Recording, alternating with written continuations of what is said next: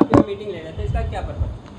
आज online meeting थी हमारी NPCB की, national programme for control of blindness, जो 11:30 से 12:30 बजे तक चली।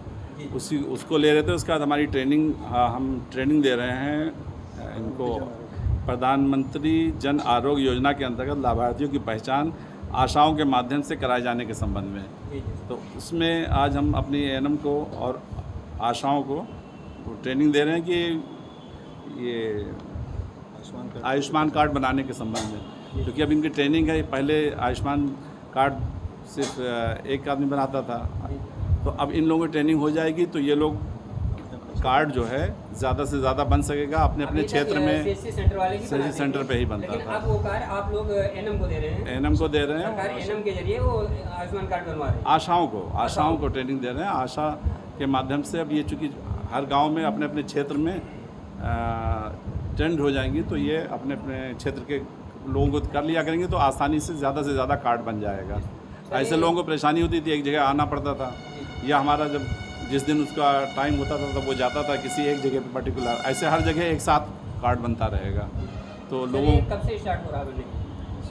सोमवार से स्टार्ट हो रहा है। सोमवार से ये बनना स्टार्ट हो जाएगा? जी। अब आज ट्रेनिंग इसीलिए दी जा रही है, आज पहला डे है ट्रेनिंग का, तो अब मैक्सिमम कोशिश की जा रही है कि आज और कल में सबको ट्रेनिंग दे दी जाए पूरी आशाओं को। कुछ आधा आज बुला लिया गया, आधा कल बुला के 2 दिन में कोशिश की जा रही है कि, और जो जिसको जो कमी होगी वो फिर संपर्क करेगा, जो ना कर पाएगा या कोई उसको फीड करने में प्रॉब्लम होगी तो फिर ट्रेंड करा जाएगा उसको फिर दोबारा। सर आप हॉस्पिटल में किस पद पर कार्य करते हैं? फार्मासिस्ट के पद पर कार्य करते हैं। आपके यहाँ जो दवाएं हैं, कौन कौन सी दवाएं लगभग उपलब्ध हैं? लगभग जितनी दवाइयाँ हैं, जितनी इसेंशियल ड्रग लिस्ट के साथ जो दवाइयाँ उपलब्ध हैं। ये मरीजों ने भी बताया है कि हमें दवाई बाहर से लेनी पड़ती है, वो कौन सी दवा है कि जो बाहर से लेनी पड़ती है? हम ये तो डॉक्टर साहब बता पाएंगे, उन्होंने क्या लिखा हुआ है। डॉक्टर साहब जो दवा लिखते हैं वो हमारे पास जो उपलब्ध होती है वो हम बांटते हैं। वो बांटते हैं जी। ये जो बगल में आपके 19 नंबर कमरा है, इमरजेंसी रूम 18 नंबर है, यहाँ पर अगर मरीज आते हैं कोई टूटे फूटे या इनके, तो इनके लिए जो सामग्री लगती है, ये सारी सामग्री आपके पास उपलब्ध है? हमारे हड्डी का डॉक्टर नहीं है, इसलिए हमारे पास हड्डी से संबंधित जो भी सामग्री है वो नहीं आती जी। और हड्डी के सारे मरीज को हमारे यहाँ से जिला अस्पताल गोंडा के लिए रिफर कर दिया जाता है। अभी एक मरीज के द्वारा बताया गया कि कुछ दिन पहले, अभी 1 हफ्ते पहले हमको यहाँ हार्ट फ्रैक्चर था जी, जिसकी हमने दिखाया जी। तो उसमें सारा काम हुआ। तो हड्डी के डॉक्टर अगर नहीं है तो उसको वो काम कौन देख रहा है? अब इसकी जानकारी हमें नहीं, उस दिन मैं ड्यूटी पे था कि नहीं था, क्योंकि इसमें 2 लोग ड्यूटी पे करते हैं। एक दिन मॉर्निंग में दूसरे लोग करते हैं, दूसरे दिन दूसरे लोग करते हैं। अब किस मरीज का है, अगर ये क्लियर पता चले तो उसको जो है समझा जा सके क्या समस्या है।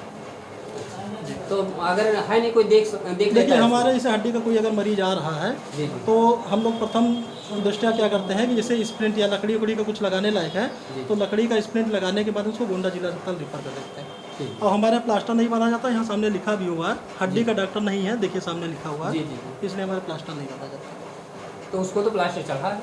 अब उसकी जानकारी हमें नहीं है कि किस मरीज की आप बात कर रहे हैं। उस दिन मैं ड्यूटी पर था, नहीं था, प्लास्टर कहीं से बंधवा के आया है या प्लास्टर यहाँ बंधा है, उसकी हमें कोई जानकारी नहीं। हमारे यहाँ प्लास्टर नहीं बनता है, हमारे हड्डी का कोई डॉक्टर नहीं है। और विगत हमें लग रहा 2 साल से लगभग जो है हमारे प्लास्टर नहीं बन रहा। आप उसकी भी एक बार फोटो खींच सकते हैं, हमारे जो साफ लिखा हुआ है, अस्सी रोग जो है हड्डी रोग के उपचार है तो जिला अस्पताल गोंडा संपर्क।